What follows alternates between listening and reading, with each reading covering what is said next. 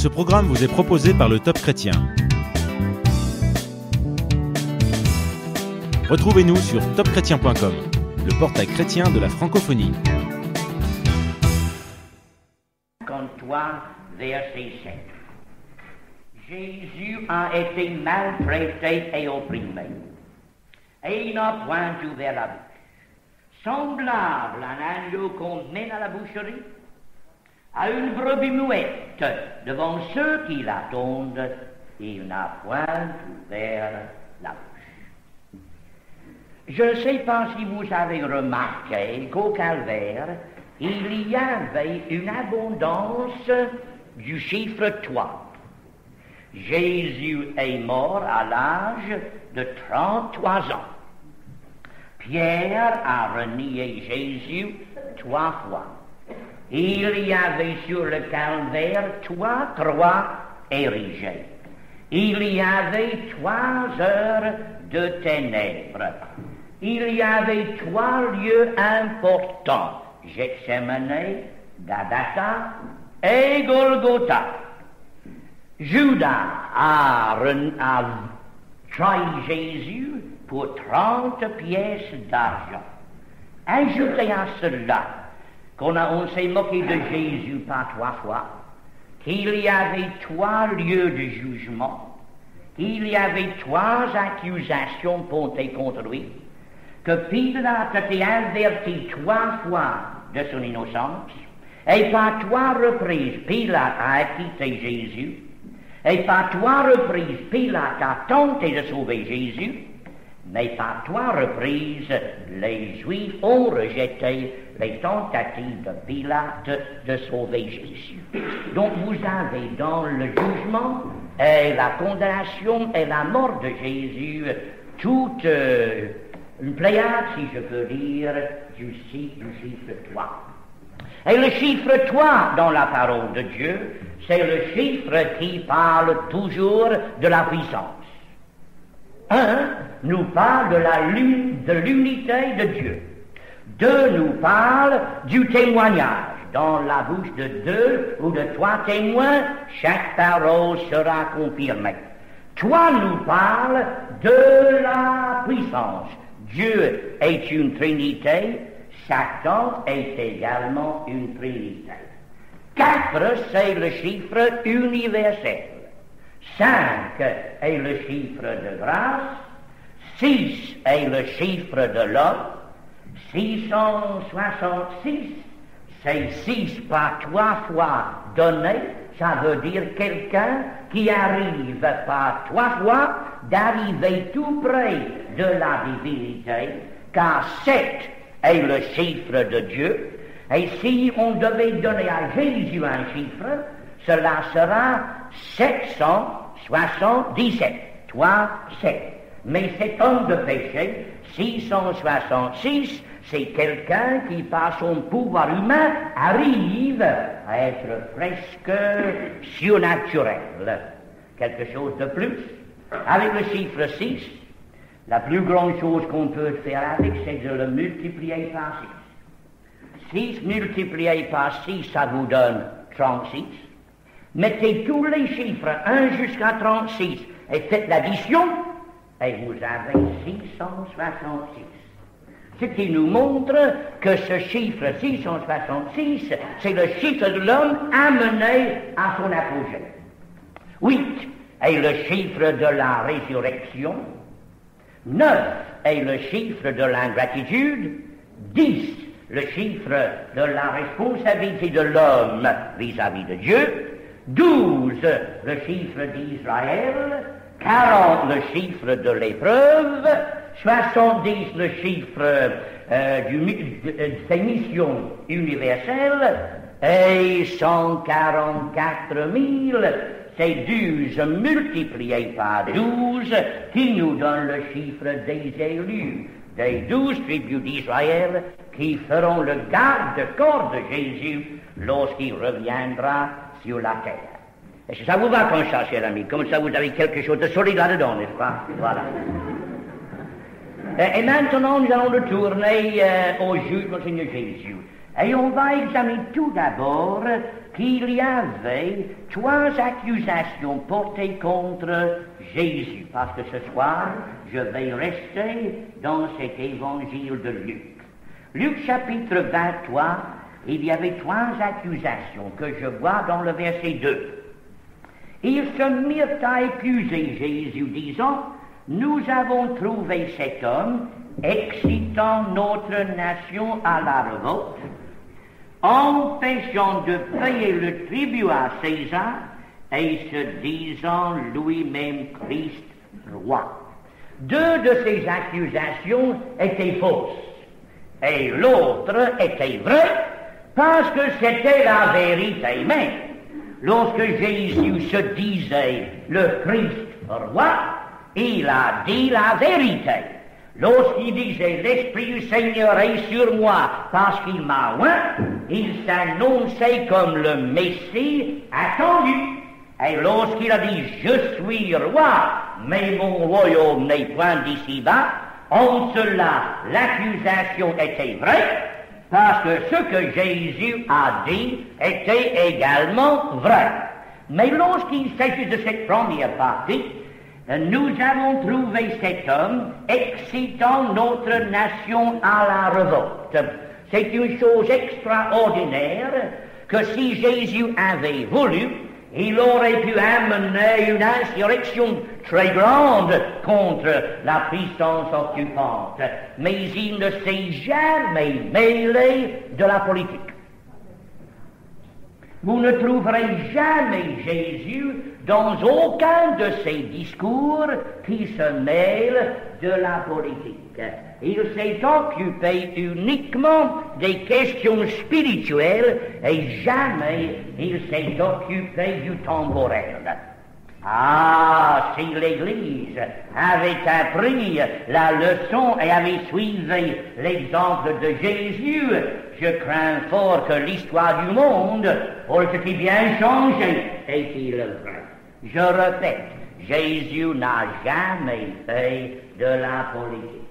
Il parlait toujours des choses spirituelles. Et même, lorsque nous lisons ici qu'il a empêché de payer le tribut à César, il a fait juste le contraire, souvenez-vous. Lorsqu'ils sont venus dire à Jésus, maintenant, faut-il payer le tribut ou ne faut-il pas le payer? Jésus a bien vu que là, on lui tendait un piège. S'il disait il fallait le payer, alors les Juifs diront, voilà, il est du côté des Romains, il est contre eux, il est pour les Romains. Et si Jésus disait qu'il ne fallait pas le payer, voilà, maintenant, il est contre les Romains, il va amener une insurrection. Si Jésus répondait non, il avait tort. S'il répondait oui, il avait tort. Mais ces gens-là avaient affaire à quelqu'un qui était plus fort qu'eux. Jésus n'a jamais été battu par aucune question ou dans aucun argument, parce que presque toujours, il faisait à ceux qui le questionnaient répondre eux-mêmes à leurs questions. Il dit maintenant, montrez-moi un denier. Jésus n'avait pas un denier.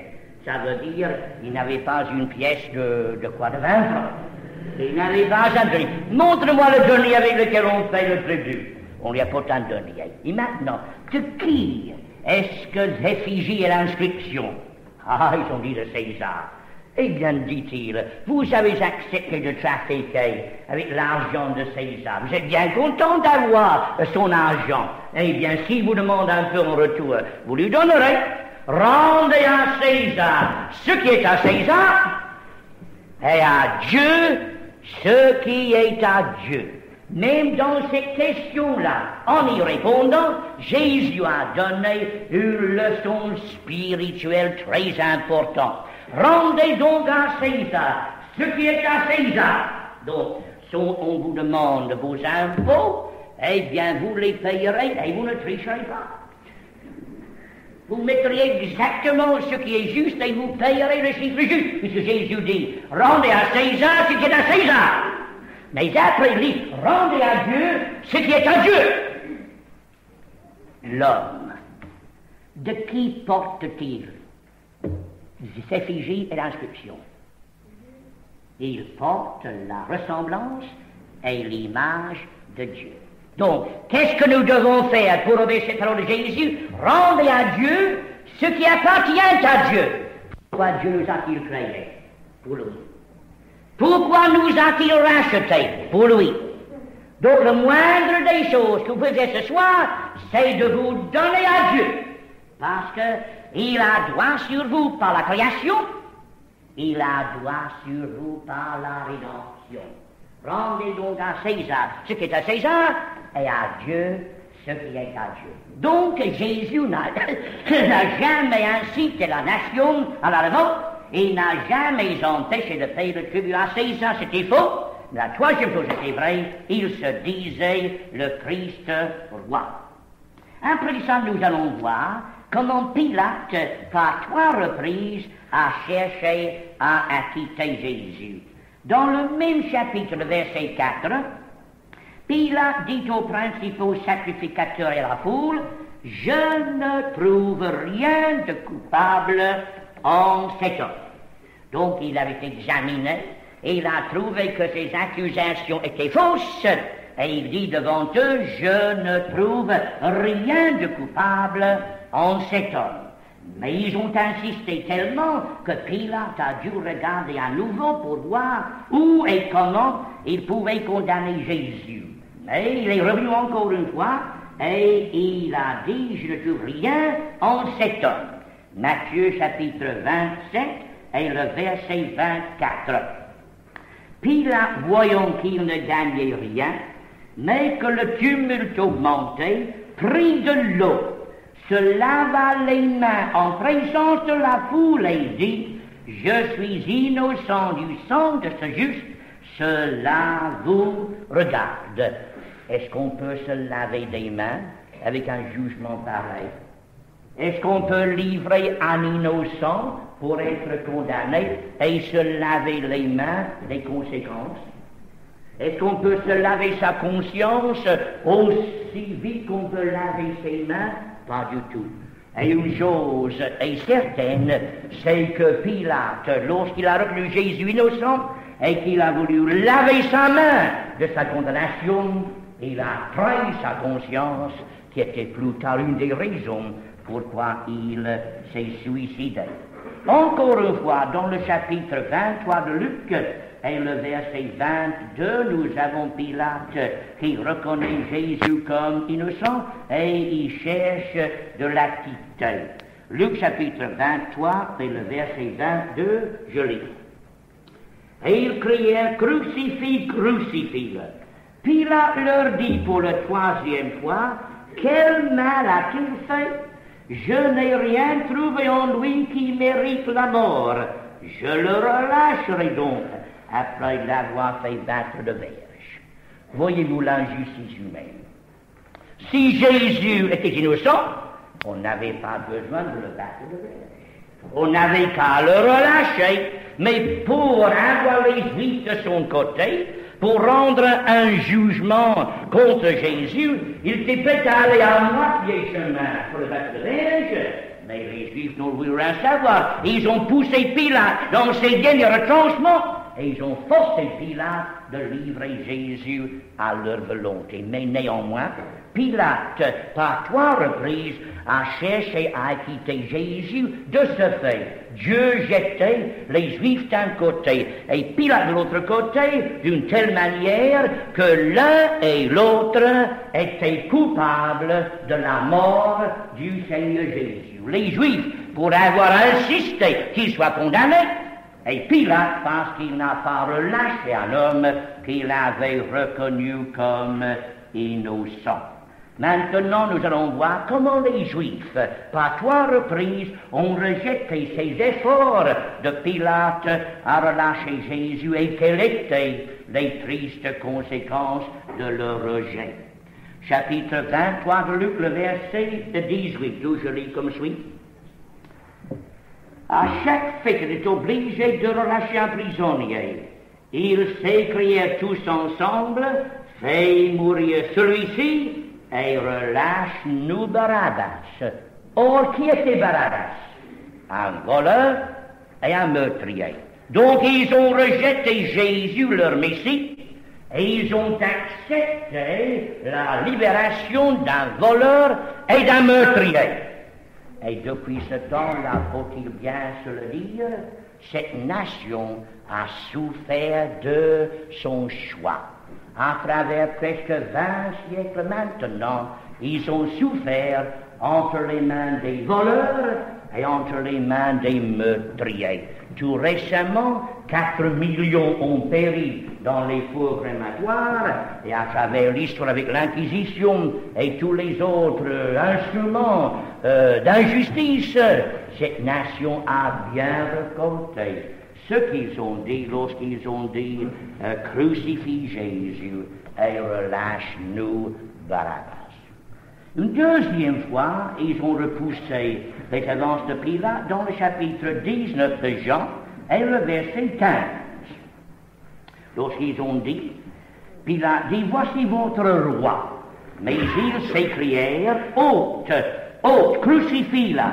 Pilate leur dit, crucifierai-je votre roi? Les principaux sacrificateurs répondirent, nous n'avons de roi que César.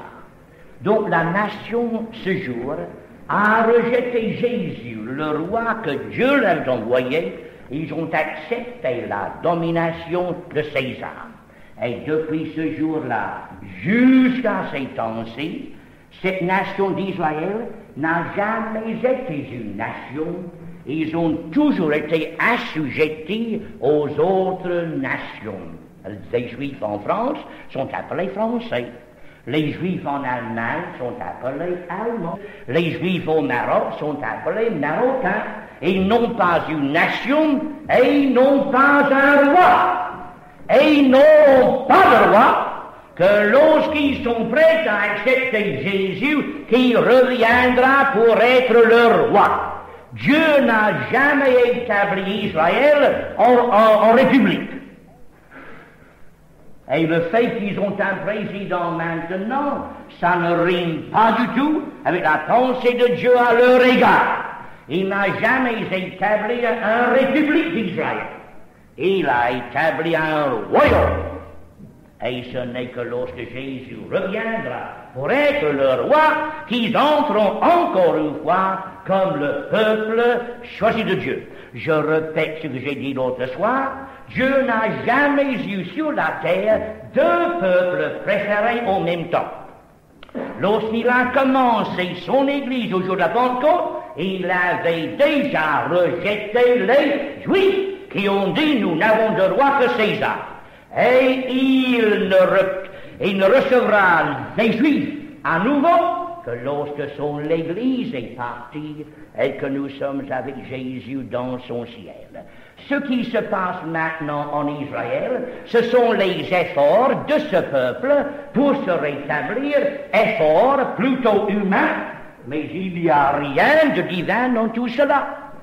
J'ai parlé à un juif en Algérie de Jésus le Messie, et il m'a dit textuellement, il était allé se battre. Il dit, monsieur, le Messie, il n'en est pas question.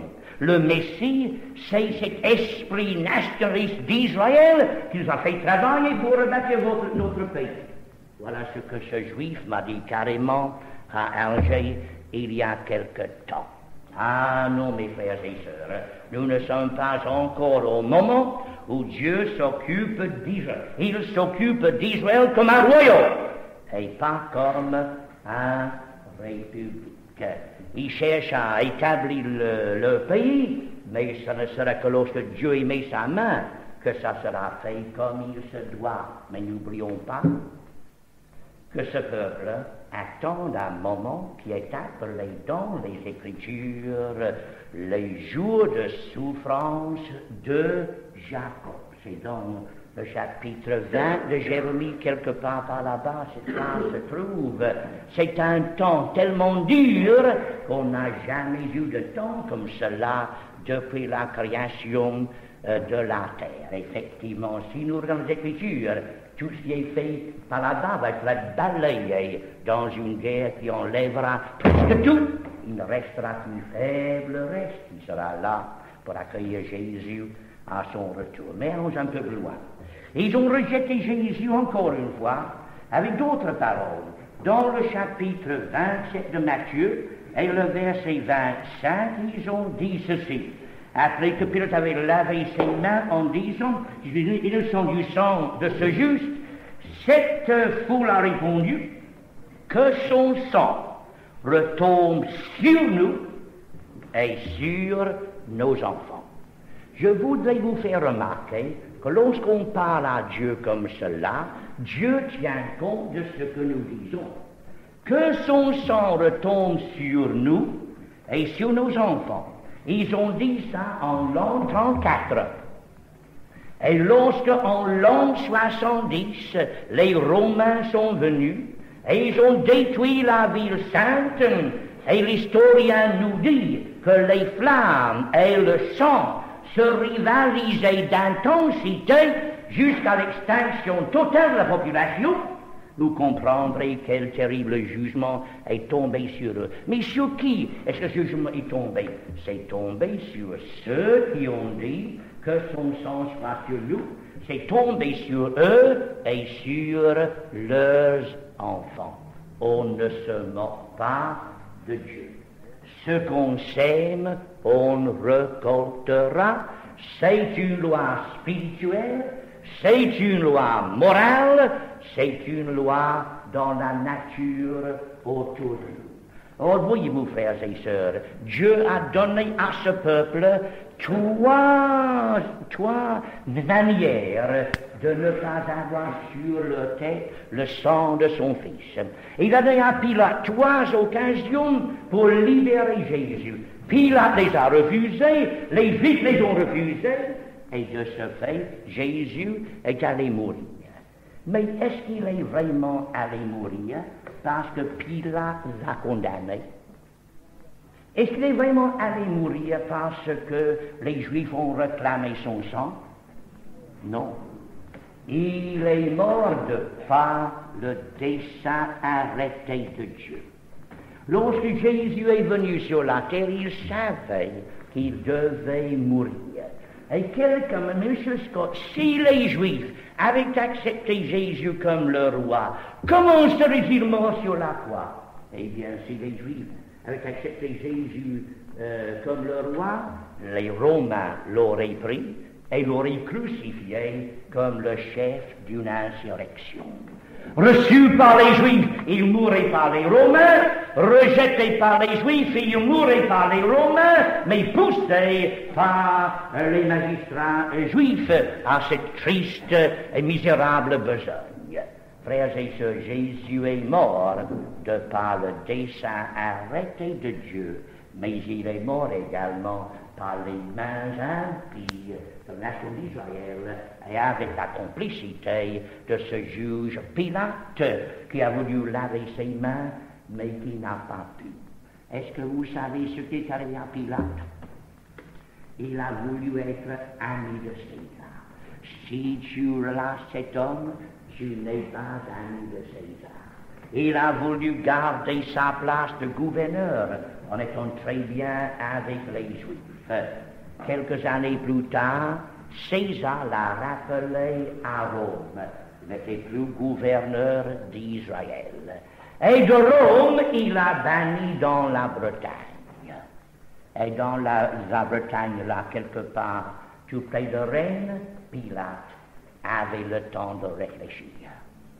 Il avait le temps de réfléchir sur ce qu'il avait dit lorsqu'il avait lâché un innocent pour être crucifié. Il avait le temps de réfléchir le moment où il a lavé ses mains pour être libre, selon lui, du sang de ce juste. Mais ayant le temps de réfléchir, il avait le temps de réaliser qu'il avait fait fausse route, que son ami César l'avait lâché, que la place qu'il voulait garder, il avait perdu, et fin de compte, il a mis fin à ses jours. Et aujourd'hui, il est dans la prison préventive, attendant un jour de comparaître devant celui qui l'a condamné. Parce qu'au dernier jour, Pilate sera là dans la grande foule qui se trouvera devant le grand trône blanc. Et en ce jour-là, ça ne sera plus Jésus le condamné, et Pilate le juge, les rôles seront renversés. Ce sera Pilate le condamné, et Jésus le grand, mais le juste juge. Et faisait ce soir, nous sommes devant un choix. Pilate a dit, que ferai-je de Jésus qu'on appelle Christ? Et cette question se pose à chacun de vos cœurs. Que feriez-vous de Jésus qu'on appelle Christ? Il n'y a qu'une chose à faire. Acceptez-le comme votre sauveur. Faites-le le roi de votre vie. Donnez votre cœur à lui et dès ce jour, vivez pour sa gloire. Vous aurez réalisé le plan de Dieu pour votre vie. Et à la fin de votre ici-bas, Dieu vous recevra dans sa gloire. Et vous serez avec Jésus que vous aurez aimé, que vous avez servi et dont vous avez reçu le salut par grâce. Ce programme vous a été proposé par le Top Chrétien. Retrouvez-nous sur topchrétien.com, le portail chrétien de la francophonie.